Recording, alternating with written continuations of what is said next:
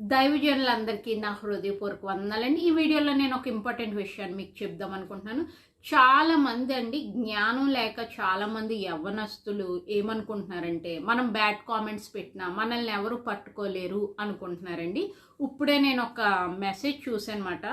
So James గారు message చూశాను. So ఇలాగే ఆయనకి బ్యాడ్ కామెంట్స్ వస్తున్నాయన్నమాట. బ్యాడ్ కామెంట్స్ వచ్చినప్పుడు ఆయన సైబర్ క్రైమ్ను ఆశ్రయించి ఆ సైబర్ క్రైమ్ ద్వారా ఐపీ అడ్రస్ని ట్రేస్ చేసి ఆ యొక్క బ్యాడ్ కామెంట్స్ ఎవరు పెడుతున్నారో వాళ్ళు కనుగొన్నారండి. ఓకేనండి. సో వాళ్ళ ఇంటికి వెళ్ళారు, ఎవరు పెడుతున్నారో వాళ్ళతో మాట్లాడారు. సో మీరు బ్యాడ్ కామెంట్స్ పెడుతూ మమ్మల్ని ఎవరు పట్టుకోలేరులే అనుకుంటున్నారండి. బ్యాడ్ కామెంట్స్ పెట్టిన ప్రతి ఒక్కరిని ట్రేస్ చేసి మరీ పట్టుకుంటున్నారండి.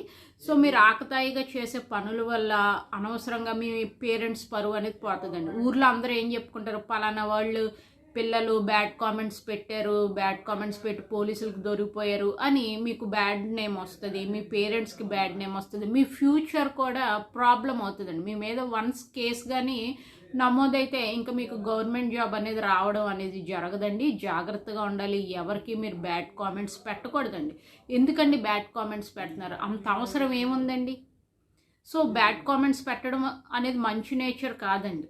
ఓకేనా? అటువంటి నేచర్ ఉంటే వదులుకోండి. ఇప్పటికైనా ఎవరికి ఎవరు బ్యాడ్ కామెంట్స్ పెట్టద్దు.